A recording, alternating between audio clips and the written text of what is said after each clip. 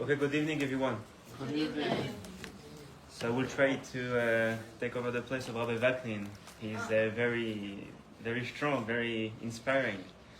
I will try, Bezat Hashem, to teach some Zera Shimshon, Bezat Hashem. And the topic that I choose this week is a very interesting topic. We are going to speak about dogs. Why I choose this topic? Because in our Parshat Bo, we are speaking about the last 3 plagues that Hashem sent on the Egyptians. And by the last plague, the Torah comes and say, "Ulechol bnei Israel lo yecheratz kelev lesho." It means that when Hashem came down to kill the firstborn, the Torah emphasized that dogs didn't bark at that time. It was a complete silence by the dogs. And here comes the question to mind, what the Torah wants to speak about? What the Torah wants to emphasize? What is the message behind it? And the Zera Shimshon is asking that question, and we are going to see very interesting ideas about dogs. So, yes, of course, Leilu Nishmat, the Dvar Torah, Bezat Hashem, will be Leilu Nishmat, and of course the food will be Leilu Nishmat for Eleazar Akoel ben Angela, and of course for Baba Sali, because today is also the outside of Baba Sali. Thank you, Daniel, for all you do for this shiur, to bring so many Jews together to learn some Torah. It's a big zechut. Chazak u'baruch. So the question is, why the Torah wants to emphasize that the dogs remain silent at the time when HaKadosh Baruch Hu killed the firstborn. And here comes a story. You know, it was once Mr. Cohen. He had a wine liquor store. And like every Sunday, he was opening his store for people to come and to try some new wine that he just got. And people loved to go by him. They were tasting and then ordering some bottles, some case of wine. And one day, on a Sunday morning, someone blind come to him into his store. The blind person doesn't see, and he has with him this dog that leads him everywhere. And he's waiting in the line to taste some wine because he heard that he has beautiful and tasty wine. And suddenly, the dogs becomes a little bit, he starts to go from excited, let's say like that. And we should know that in that store, the Mr. Cohen had a way to present some kind of design. The barrels of wine that he had a lot of barrels with some pipes connecting one barrel to the other. And that Sunday, one of the barrels will open. Most likely the dogs felt the wine, and he's jumping and he's starting to drink some wine from the barrel. Nobody noticed at the beginning, but Mr. Cohen, he saw an animal jumping on the barrels. He says, "No, don't do that." It was too late. And now he didn't have anything to sell because halakha-wise, it's not a problem. If a non-kosher animal ate from the food, you are allowed to eat it. But here the problem was, it's not clean. And furthermore, they found out that this dog was sick, so they couldn't use the wine, and it was a waste for hundreds of thousands of dollars. Mr. Cohen, furious, goes to that blind person. He says, "You need to pay me back. Your dog just damaged me so much money. You need to pay me back." The blind person says, "I'm so sorry. First of all, I'm blind. Number 2, why did you let your barrel open? You had to close it." And they went into a fight, into argument, and they didn't know what to do. And as Jews, when they argue between themselves, they went to Din Torah. They went to the rabbinical court in front of rabbis to hear what the halakha says on that specific case. The rabbis are sitting there and they're hearing the blind person, Mr. Cohen, arguing with themselves. And they are trying to find a solution once a month and another for weeks and weeks. The rabbi started to see who is right in that issue. Is Mr. Cohen is the blind person is to pay or not? But they saw that the situation is this case is very hard to resolve, because when you make a damage to someone, so the damage is seen. You broke the window of someone, the window is broken, so if. But here, because the dog drank from that wine, we don't see any damage. The wine remains as is. Just because of the dog, the wine is not drinkable anymore. So it has a completely different halacha than a regular damage. So they started to argue with it themselves, the rabbis, and to think together, what is the solution according to halacha? Is the blind person does the blind person must pay or not? At a specific point, one of the rabbis in that bedin, he found himself one day with Rabbi Chaim Kanievski.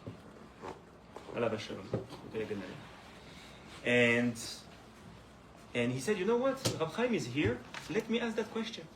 He's going to Rabbi Chaim, and as we know, Rabbi Chaim didn't have so much time, so he's explaining very quick that's the situation.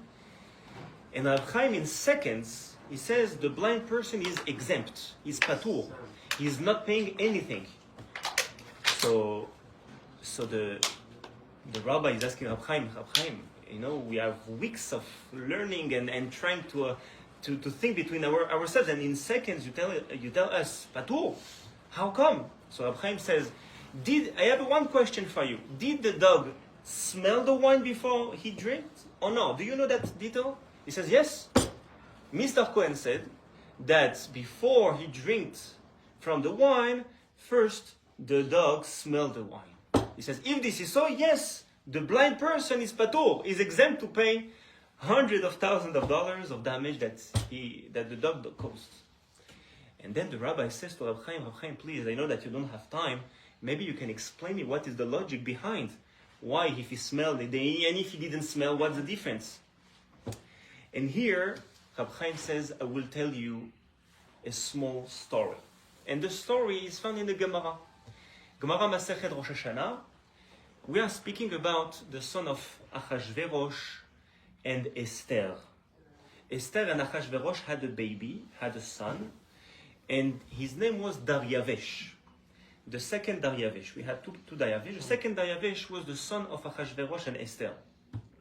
Now, this king, he became king after Achashverosh passed away.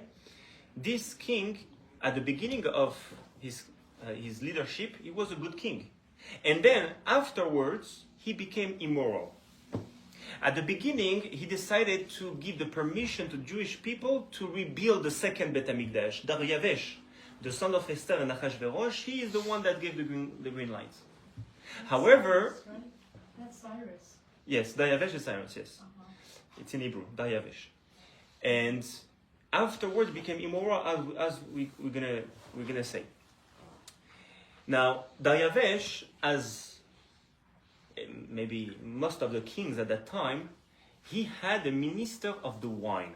We can see it by Paro in the Torah. We have the person in charge to give him the wine every day or every meal. Now, this person, the minister of the wine, should be someone that is tremendously believed, meaning the king is trusting him thousands of percentage. Look, why? Because if one day that person wants to kill the king, he just puts some poison into the wine, and that's it. The king is getting killed. Why? So therefore, that person is to be tremendously, trusted, and a serious trait. Who was the minister of the one of Daryavesh? Hanavi Nehemiah, the prophet Nehemiah. In the 24 books of Torah, you have one book called Nehemiah. He is the one that was the helper of Daryavesh, about the minister of the wine. Now, Nehemiah, he was going every day with a smiling face, beautiful face. He was a rabbi, and giving the wine to Daryavesh. Sometimes Daryavesh was saying, Nehemiah, taste from the wine before you give it to me.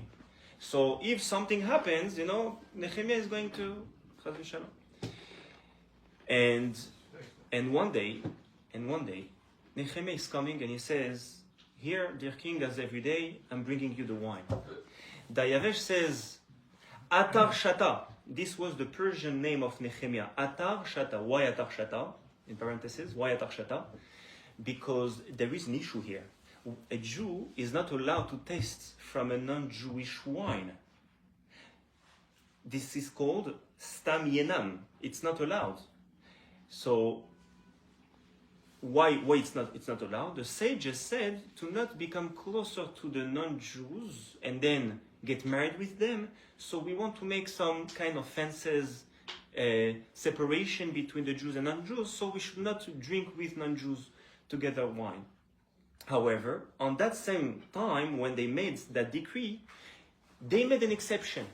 They said the only Jew that is accepted in that decree will be Nehemiah. Why? Because he is the right hand of the king, and he must, as a profession, he must drink from that wine. So we are accepting this man from that prohibition. But in general, every Jew is not allowed to drink wine, non-Jewish wine. So the king says and therefore we called him Atar Shata. What is Atar Shata? Heter in Hebrew means permission. Shata, to drink. He was named the person that was permitted to drink. Atar Shata.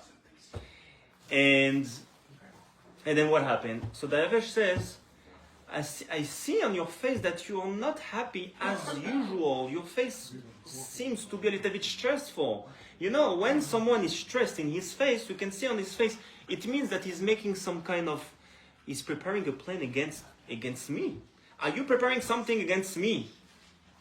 As if he was saying, maybe you put some poison in the wine.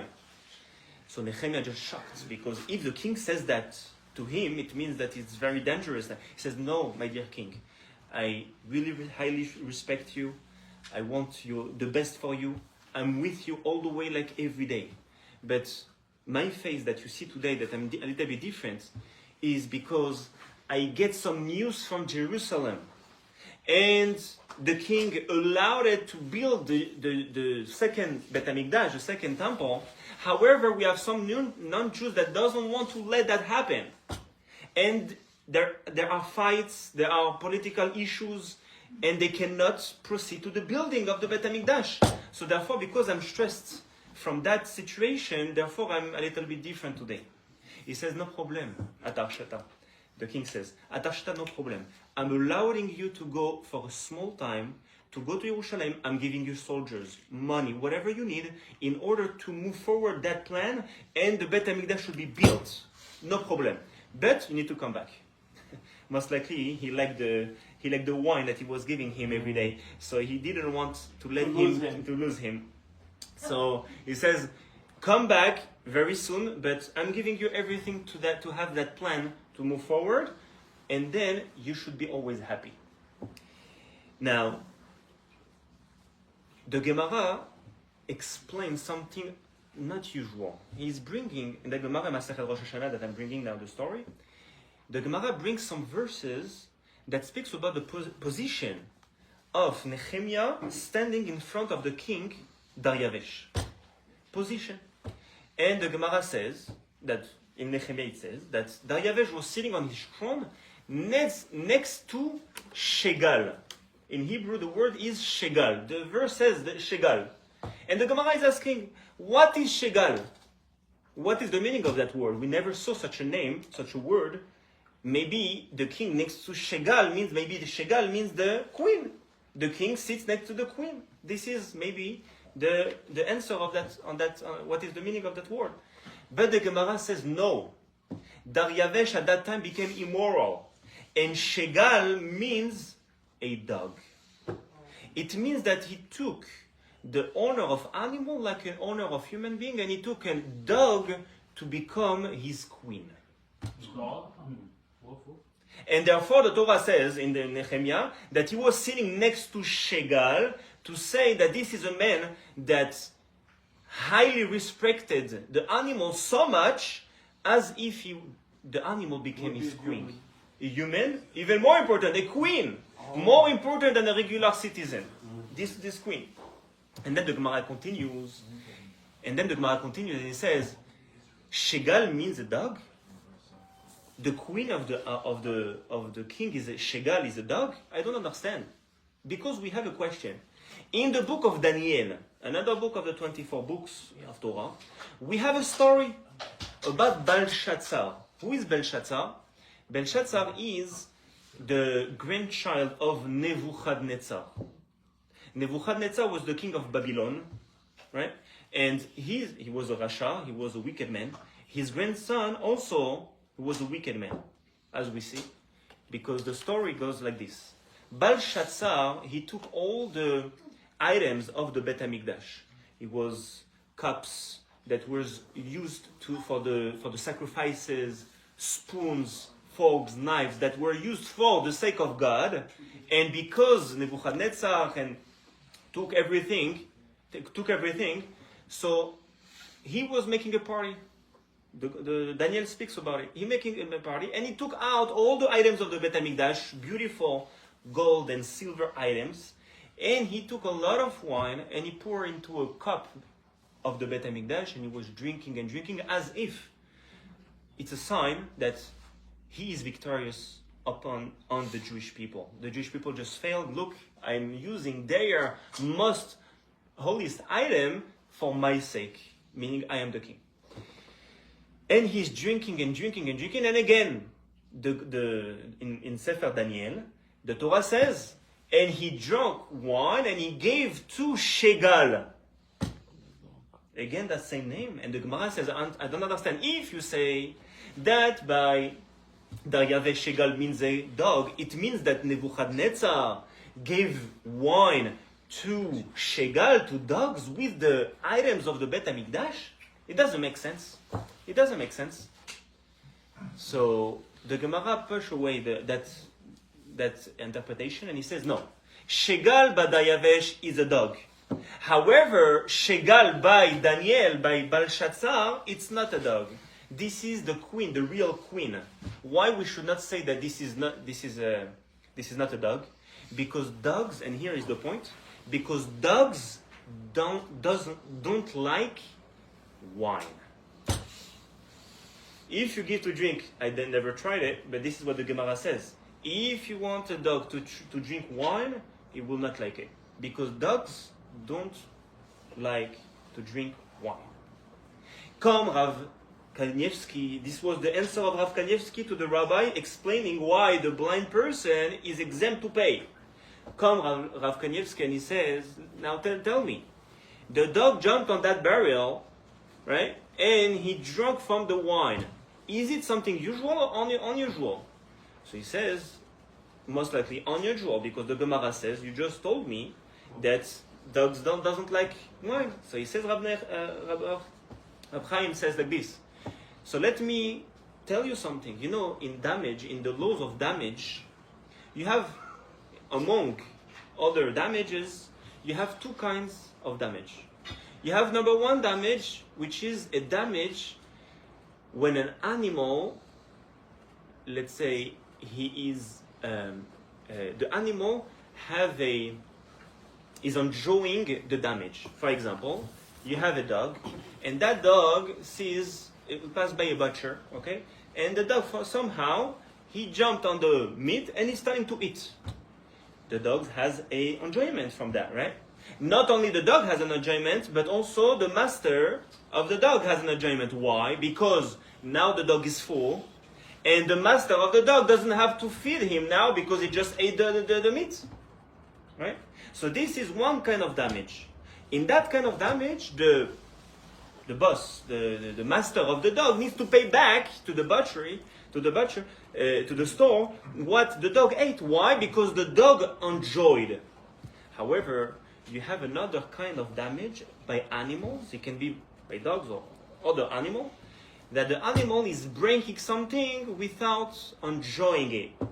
For example, you had an item on your table, the dog jumped and he is banging the item and he's breaking it. Did he enjoy it? No. Did the master enjoy it? No. But the item is broken. In that case, because it wasn't enjoyment by the animal and not by the master of the animal, So in that case, the master should not pay back the damage of that dog. The owner of that dog. The owner of the dog doesn't need to pay back. Why? Because the dog made a damage without enjoyment. So if this is so, I see your question. If this is so any animal can just destroy everything and everything is fine. No. We have the Torah saying that as a punishment, in Hebrew a knas, a punishment, the owner of the animal needs to pay half of the damage. It's if, let's say, the item is $1,000, the animal broke it without enjoyment, so the owner needs to pay only $500 for 3 times. On the 3rd time, that's it. As a punishment, is to pay everything. Why? Because 3 times happen that your animal breaks something. You should be more careful about it. If you didn't, so you need to pay everything. But again, it's not because it's the law. It's above the law. It's the punishment. As a punishment, you are going to pay half of the damage for 3 times and then full damage. Understand? So whenever the animal is enjoying it, is like you are refunding whatever you enjoyed. The animal enjoyed, you enjoyed, so you refund whatever you enjoyed. If it's $1,000, it's $1,000. Here, when the animal doesn't enjoy, it's not a refunding, it's not paying back whatever. It's a punishment that he needs to pay half of the damage, or all the damage after 3 times. You understand the difference? Now, let's take the case of the blind person with the dog. Come Rabbi Chaim and he says, let's see. We just had the Gemara saying that the dog doesn't drink wine. So, is he enjoying when he drinks wine or not?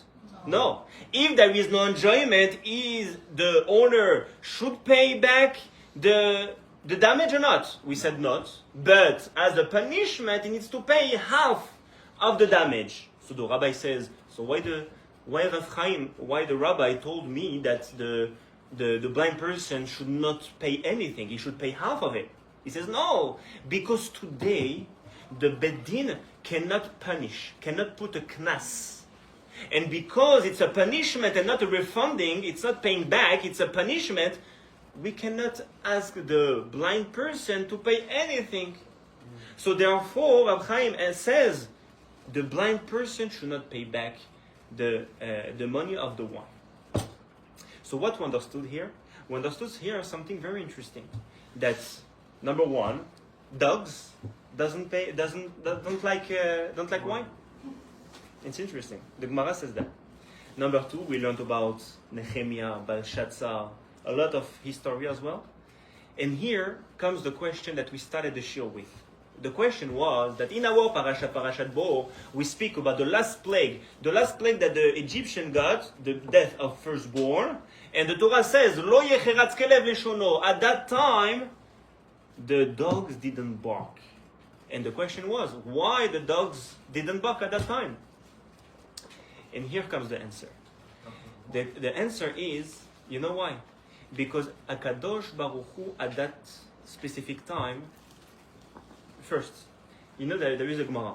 The Gemara says that whenever the Malach HaMavet, the death angel, comes to the world to kill somebody, the dogs are barking. They feel the presence of the angel of death, and it's time to bark.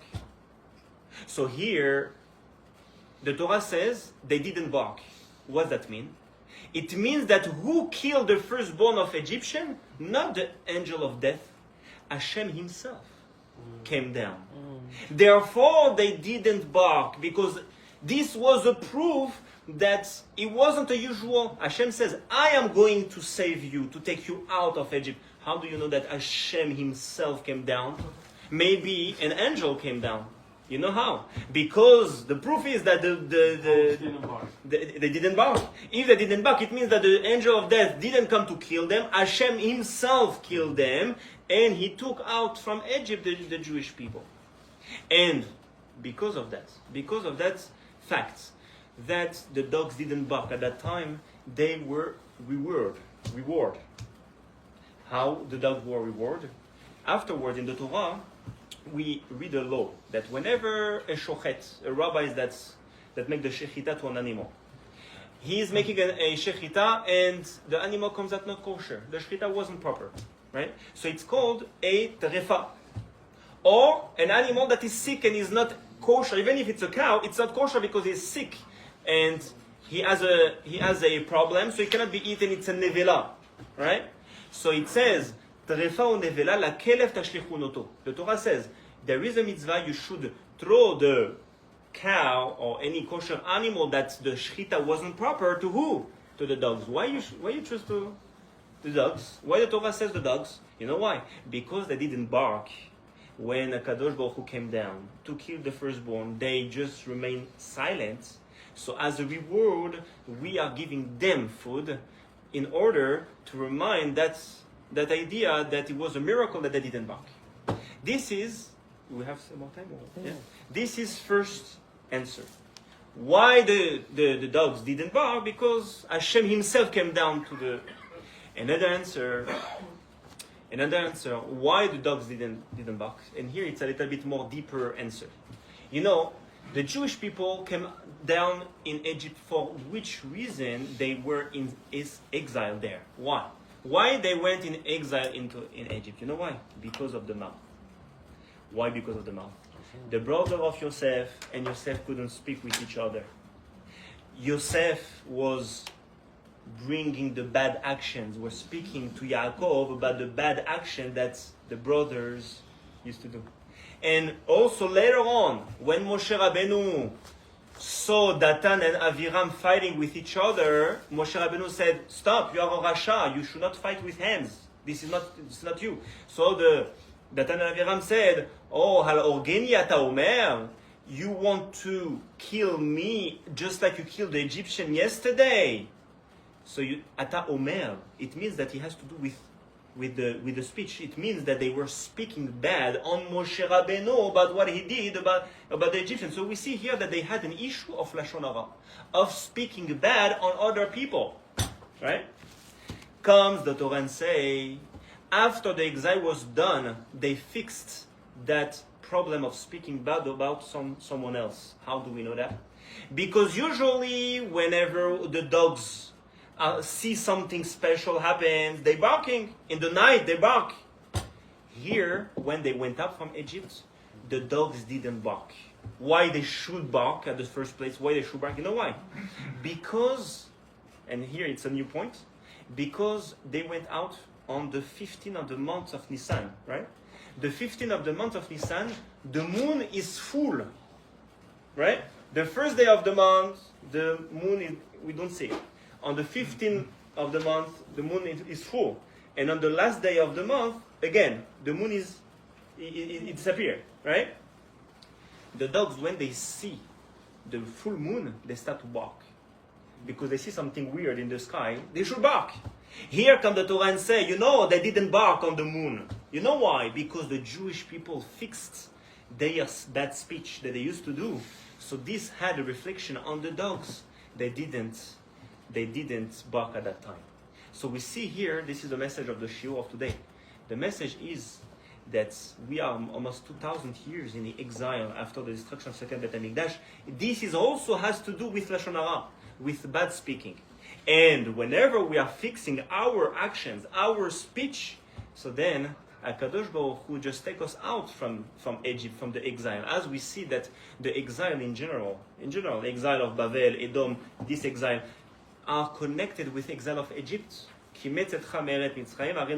Just like we saw wonders in Egypt when we went out from Egypt, we are going to see wonders when we will go out from this exile. So just like by the Egyptian time, when we went out from Egypt, the dogs didn't bark. Why? Because we fixed our speech, just like today also.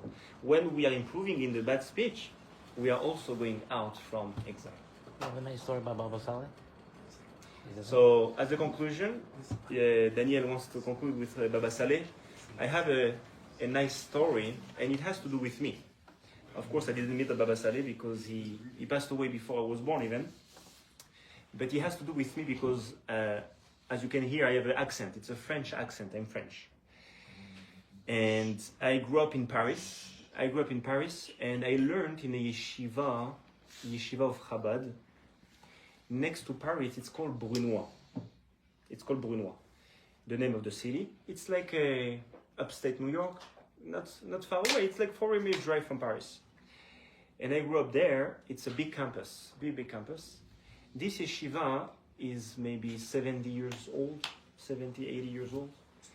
And Baba Sali, for 11 years, used to come to Brunois from Israel, to Brunois for Elul and Tishri, as a preparation for Rosh Hashanah, Yom Kippur, and the month of Elul. He used to come to Brunois.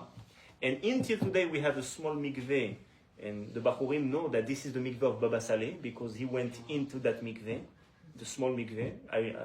Every day I used to go there, because, it's the mikveh of the yeshiva.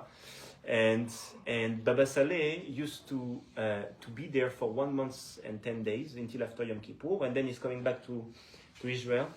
And there is a story that one day Baba Saleh asked Rabbi Nissan Nemanov, which is the big mashpia rabbi in the yeshiva. Alav Hashem, he passed away a long time ago, and he asked him if he can have one of the students learning with him. And at that time in Brunois, it was a lot of Moroccan students coming from Morocco, learning in the yeshiva of Brunois. And the Lubavitcher Rebbe says to Rabbi Nissan Nemanov and all the rabbis there, do not change the tradition of the Sephardic Bachurim. Do not change them. And by the way, one of those Bachurim is he became the rabbi of Rabbi Shlomo Amar of Israel, the Rishon LeZion, Rabbi Shlomo Amar.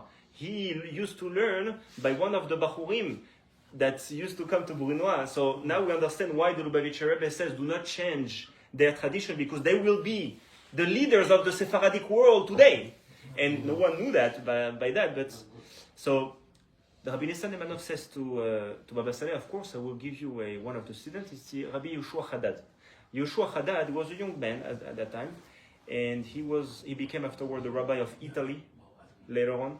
And he used to wake up every night, in the middle of the night, and learning with Baba Saleh. Learning with Baba Saleh on one-on-one, in the middle of the night, what they were learning together, Likutei Torah and Torah Or. 2 books of the Admor HaZaken, very deep book of Chassidut. And Baba Saleh, he had an issue in his eyes when he became old. So he was saying to Rabbi Yehoshua Haddad, read for me the Torah Or, I'm listening. And he was reading for him, and as a young man, he doesn't understand, it's too deep for him, but Baba Saleh was listening. He was listening every night like this for a whole month and 10 days, and sometimes we were asking questions, and sometimes he was saying, Yehoshua, just stop there. Wow, Admor HaZaken, where do you bring us? Where do you bring us? Because he was reading from the Admor HaZaken teachings, and he says, where do you bring us? Because he was so elevated. One last anecdote about Baba Saleh. Baba Saleh had a grandchild, Rabbi Machluf Crispin. Rabbi Machluf Crispin, he was like the helper of Baba Saleh.